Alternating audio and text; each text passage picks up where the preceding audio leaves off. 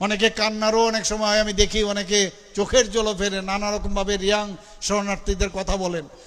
একবার ভারতীয় জনতা পার্টির সরকার আপনারা এডিসিতে আপনারা আনুন, আমি তো বারবার বলছি 28টাতে আমরা জিতব। একবার দেখবেন আপনারা উন্নয়ন কাকে বলে আপনারা দেখাবো সেটা। কুমলুং হচ্ছে সাজানো বাগান, বাংলাতে বলে এটাকে সাজানো বাগান। এই কুমলুঙে এত সুন্দর একটা জনজাতি ভাই বোনদের এত সুন্দর একটা র্যালি হলো যে আমরা এখানে বলি, এখান থেকে এমন ভাবে আওয়াজ করুন বন্দে মাতরম, ভারত মাতা কি বলুন, যেটা কুমলুঙে পৌঁছবে। কালকে আমরা সেই কুমলুঙে এই এডিসির সদর কেন্দ্রে আমরা এত বড় একটা যে র্যালি করলাম, কম্পন কিন্তু অলরেডি শুরু হয়ে গেছে সব জায়গায়।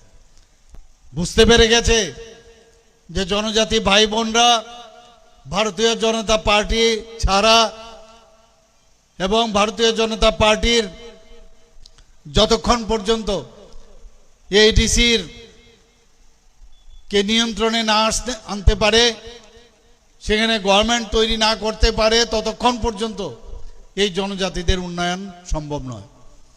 যারা এডিসিকে পরিচালিত করেছে, কিভাবে পরিচালনা করেছে, মনে হচ্ছে যেন এডিসি একটা টাকার খাজনা এরিয়া। এখানে যেভাবে হোক সেই জায়গা দখল করতে হবে আর খুব করে লুটে পুটে খাবো, এই হচ্ছে চিন্তা ভাবনা। ভারতীয় জনতা পার্টির যিনি সর্বময় কর্তা, আমাদের যিনি গার্জিয়ান, উনার নাম হচ্ছে নরেন্দ্র মোদীজি। অনেকে অনেক কথা বলেছেন যে ত্রিপুরাতে কমিউনিস্টকে সরানো যাবে না, কিন্তু আপনারা কিন্তু সবাই মিলে এবং মাননীয় প্রধানমন্ত্রীজির যে মার্গদর্শনে আমাদের যশস্বী গৃহমন্ত্রী, তখনই আমাদের সর্বভারতীয় সভাপতি ছিল, এই 35 বছরের যে দুঃশাসন কুশাসন চালিয়েছে কমিউনিস্টরা, তাদেরকে হটিয়ে ভারতীয় জনতা পার্টির নেতৃত্বাধীন সরকার আজকে ত্রিপুরাতে আজকে কিন্তু সেটা হয়েছে। আজকে 8 বছর ধরে আমরা সেই সরকার আমরা চালাচ্ছি। কোথাও একটা জায়গার মধ্যে আমাদের বলতে পারবে না কোনো জায়গার মধ্যে দুর্নীতির আশ্রয় আমরা নিয়েছি। আমাদের সরকার, তাই বলছি যে এখানে থানসা অদ্ভুত। আমি তো এখন দেখছি আমি যে কাজটা করি পরের দিন উনারাও এই কাজটা করেন। আমি সমস্ত অফিসার্স যারা আছেন, অফিসার্সদের নিয়ে আমি যখন উনাদের সাথে মিটিং করেছি জনজাতি গোষ্ঠীর দুবার, দেখা গেল এর পরের দিনেই যারা রিটায়ার্ড অফিসার আছেন তাদেরকে নিয়ে মিটিং শুরু করেছেন। মানে অদ্ভুত থানসা বলছেন, আর মাননীয় প্রধানমন্ত্রীজি বারবার বলছেন সবকা সাথ সবকা বিকাশ, বিশ্বাস আর তার প্রয়াস। অর্থাৎ সব মানুষের বিকাশের প্রয়োজন, সবার বিশ্বাসের প্রয়োজন এবং তার জন্য প্রয়াস আমাদের করা দরকার। আমরা যখন সবার কথা বলছি, আমি বারবার বলছি আমরা রিয়েল থানসা, আমরা বারবার বলছি জাতি, জনজাতি, মণিপুরি, মাইনরিটি সবাইকে নিয়ে আমরা এই ত্রিপুরাকে একটা নতুন ত্রিপুরা আমরা তৈরি করতে চাই। এখন আমরা কি দেখছি, আবার সেই আগে বলছো থানসা, এখন দেখলাম ওনারা মাইনরিটিকেও নিয়ে এসছে, বাঙালিদেরকেও নিয়ে এসছেন। তাহলে আমাদের যে কথা তোমরা সেটাই বলছিলে, থানসা কিসের থানসা ভাই? তাহলে আমাদের কথাটাই সত্যি। মিথ্যে প্রলোভন, মিথ্যে সুশ্রুরি, সাম্প্রদায়িক সুশ্রুরি দিয়ে এতদিন তোমরা চালিয়েছো, ভয় পাচ্ছ, নিজেদের উপর নিজেদের বিশ্বাস নেই।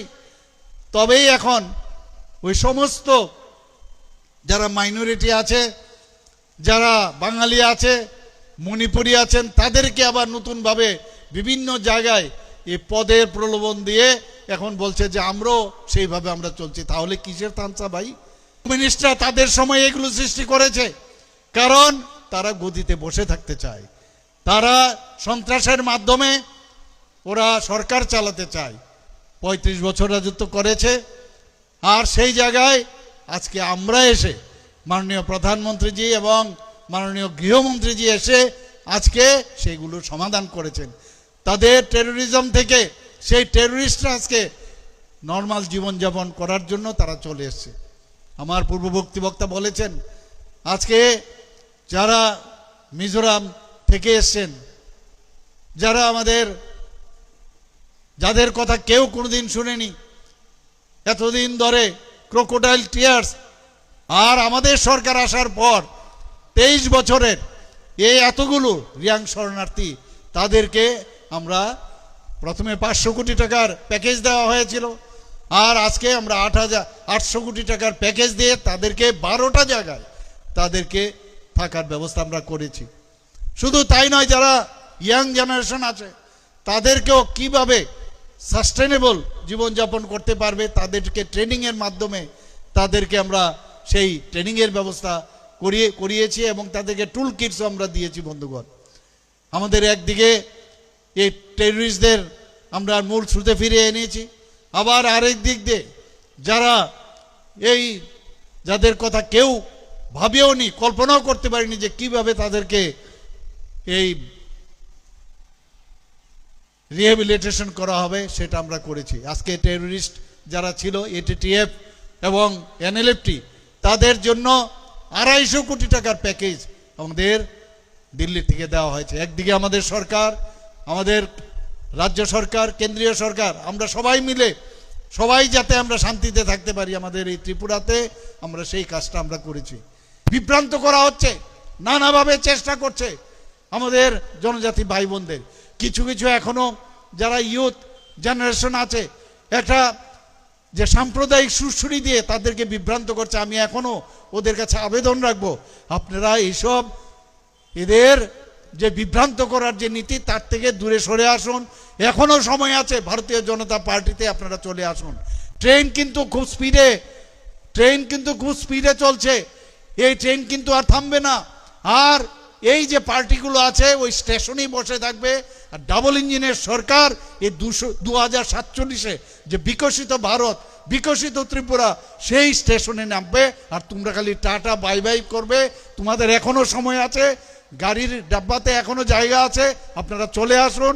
আর এই সব পার্টির ভাওতাবাজির পার্টির পেছনে আপনারা দৌড়বেন না। বন্ধুগণ, ওনাদের কাছে কি এক সাম্প্রদায়িক সুরসুরি, কোনো ফিলোসফি কিচ্ছু নেই। ওনারা সাম্প্রদায়িক সুরসুরি, আর আমাদের ভারতীয় জনতা পার্টির যারা কার্যকর্তা আছেন তাদেরকে ভয় দেখানো, তাদের বাড়িতে আক্রমণ করা, এই তো ছিল এদের। 2021-এ আমরা দেখেছি ইলেকশনের আগে গন্ডগোল এবং ইলেকশনের পরে আবার সেই সন্ত্রাস, এবং সেইগুলো শিখেছে সমস্ত কমিউনিস্টদের তরফ থেকে।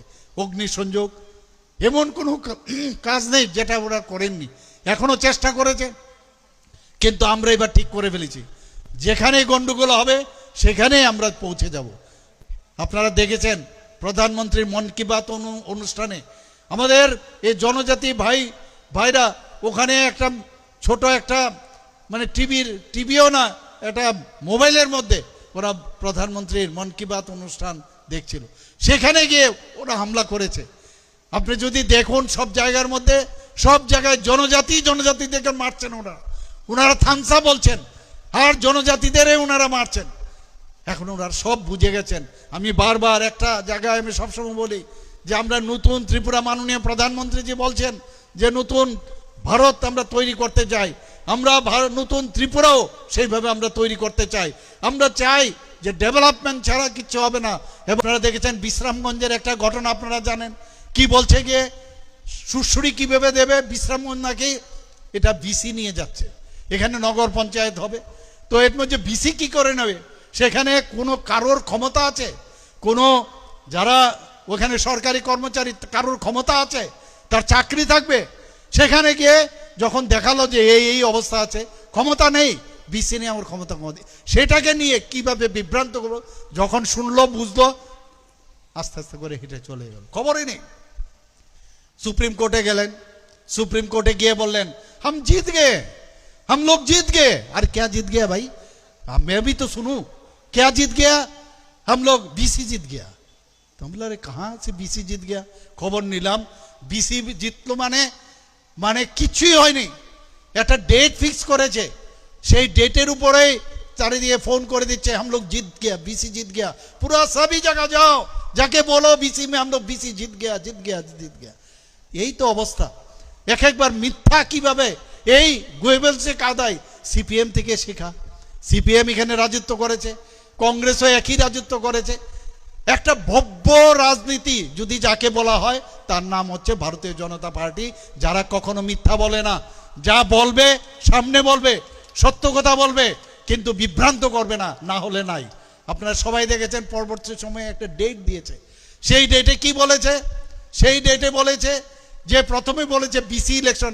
আরে আমরা তো রেডি আছি বিসি ইলেকশনের জন্য, আমাদের পক্ষে অসুবিধা নেই, কিন্তু কিভাবে বিসি ইলেকশন করাবে এই নিয়ে একটা বিভ্রান্ত সৃষ্টি করেছে।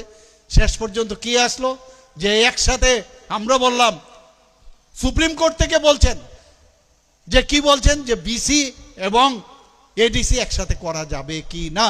আমরা বললাম আমাদের সমস্যা নেই, আমাদের সমস্যা নেই একসাথে করার, কিন্তু তার যে কতগুলো টেকনিক্যাল প্রবলেম আছে তার জন্য সময় লাগবে। কিন্তু আমরা চাই এডিসি আগে হোক, কিন্তু বিসি পরে হোক, এবং আলটিমেটলি আলাদাভাবেই কিন্তু সুপ্রিম কোর্ট থেকে সেই এবং কবে হবে তার জন্য আমাদের একটা এফিডেভিট দিতে হবে। আমরা রাজি আছি, কিন্তু এটাকে নিয়ে বিভ্রান্ত করে নানাভাবে একটা দেখাচ্ছে যে এমন সব করেছে সুপ্রিম কোর্টের যিনি চিফ জাস্টিস আছেন এরকম দেখাচ্ছেন যে খুব করে সরকারকে বকেছেন, আসলে কাজের বেলায় অষ্টরম বা কিছুই হয়নি। সেখানে একদম আমাদের সরকার সত্যিকারের অর্থেই যে কাজ করছে এবং জনজাতিদের উন্নয়নের জন্য কাজ করছে সেটা কিন্তু আজকে প্রতিষ্ঠিত হয়েছে একবার। আজকে যদি আমরা দেখি, যেটা আমার পূর্ববর্তী বক্তারা বলেছেন, একবার বলছেন মুখ্যমন্ত্রী আমরা আগামী দিনে আমরা মুখ্যমন্ত্রী কাকে চাই? আমাদের মুখ্যমন্ত্রী একজন ট্রাইবেল মুখ্যমন্ত্রী চাই। আরে ট্রাইবেল মুখ্যমন্ত্রী তো আগেও ছিল, এখানে মণিপুরি মুখ্যমন্ত্রী ছিল, এসসি মুখ্যমন্ত্রী ছিল, আর বাঙালি মুখ্যমন্ত্রী ছিল। যখন ট্রাইবেল মুখ্যমন্ত্রী ছিল আপনার ফ্যামিলির আপনাদেরও তো অনেকে মন্ত্রী ছিল, তখন দেখি এই কথাটা স্ক্রিপ্টের বিষয়টা আপনারা আনেননি একবারও তো আপনারা সেটা করতে পারেননি। এখন কেন স্ক্রিপ্টের কথা বলছেন? আমরা বারবার পরিষ্কার করে বলছি যে স্ক্রিপ্ট আমরা দেব আইদার দেবনাগরী বা নিজেরা তৈরি করুন ইন্ডিজিনাস। আপনার নিজের নেক্সট জেনারেশনকে আপনি কি উত্তর দিবেন পরিষ্কারভাবে। এবং এইবার আমি বারবার বলেছি, এটা আমার কথা নয়, আমাদের কেন্দ্রের যারা নেতৃবৃন্দ তাদের কথা, আমার ব্যক্তিগত না, কিন্তু ওই মাননীয় মুখ্যমন্ত্রীকে হটাতে হবে, চক্রান্ত হোক। এবং উনার কারণে এখন তো আবার নতুন কতগুলো লোক কেড়ে গেছে বাইরের থেকে, পয়সার তো অভাব নেই, এবং পয়সা কোথার থেকে আসছে আপনারা সবাই জানেন। এই পয়সা দিয়ে বিভ্রান্ত সৃষ্টি করার জন্য সোশ্যাল মিডিয়াকে এখন ব্যবহার করছে। কখনো সান্ত্বনা চাকমা, কখনো আমাদের রামপদদা, কখনো আমাকে, সবাইকে নিয়ে আমাদের যিনি ট্রাইবেল ওয়েলফেয়ার মিনিস্টার বিকাশকে নিয়ে নানাভাবে এখন কাজ নেই আর কিছু, বসে টুক করে খালি সোশ্যাল মিডিয়ার রাজনীতি এখন আরম্ভ করেছে। বন্ধুগণ, মানুষ বুঝে গেছে এইগুলোতে কাজের কাজ কিচ্ছু হবে না, এইভাবে বিভ্রান্ত করে কাজের কাজ কিচ্ছু হবে না। আসুন ভালোভাবে কথা বলুন, কিন্তু সামনে একবার এক কথা বলবেন, পেছনে গিয়ে আরেক কথা বলবেন, সেইগুলো কিন্তু মানুষ বুঝে গেছে। বন্ধুগণ, এইভাবে হবে না। আমরা এইবার যশস্বী গৃহমন্ত্রী যে এসেছিলেন উনি নিজে বলে গেছেন, আমি কি ওনাকে বলেছি? আমি তো বলিনি কিছু। কাজে সেখানে পরিষ্কার বলেছেন যে এ ভাষা আজকে আবার আরেকটা নতুন, এটা না হলে আরেকটা মুখ্যমন্ত্রী নাকি, আমার জানা ছিল না, অনেক জায়গায় বলছেন মুখ্যমন্ত্রী নাকি ইংলিশ বিরোধী। আর এই ইংলিশের সাথে স্ক্রিপ্টের কি সম্পর্ক? আমি তো ইংলিশের জন্য এখানে আমাদের 21টার মতো ইংলিশ মিডিয়াম স্কুল আমাদের যে এখানে প্রথমে আমাদের 2018-র আগে মাত্র 4টা একলব্য মডেল রেসিডেন্সিয়াল ছিল, আর এখন আমরা এখানে 21টা করছি, এখানে আরও 15টার জন্য বলে এসেছি। এখানে ইংলিশ মিডিয়াম স্কুল হবে, বাইরের থেকে সমস্ত ফ্যাকাল্টিরা আসছেন, এবং অনেকগুলো ইংলিশ মিডিয়াম স্কুল আমরা করছি, 125টা আমরা এখানে বিদ্যাজ্যোতি স্কুল করছি। মানে কিভাবে মিথ্যা বলে মানে কাউকে বিভ্রান্ত করা যায়। আমার এখনো দুঃখ হয়, অনেক ছেলে অনেকের নাম বদল করে এই সোশ্যাল মিডিয়ার মধ্যে আমাদের এই কোমলমতি ভাই বোনদের, আমার জনজাতি ভাই বোনদের তারা বিভ্রান্ত করার চেষ্টা করছে। বন্ধুগণ, আমরাই একমাত্র, এই সরকার বাড়িতে ঘুমিয়ে গেছিল, রাজবাড়ির ভিতর ঢুকে গেছিল, কমিউনিস্টদের সময় ওদের দেখা ছিল না।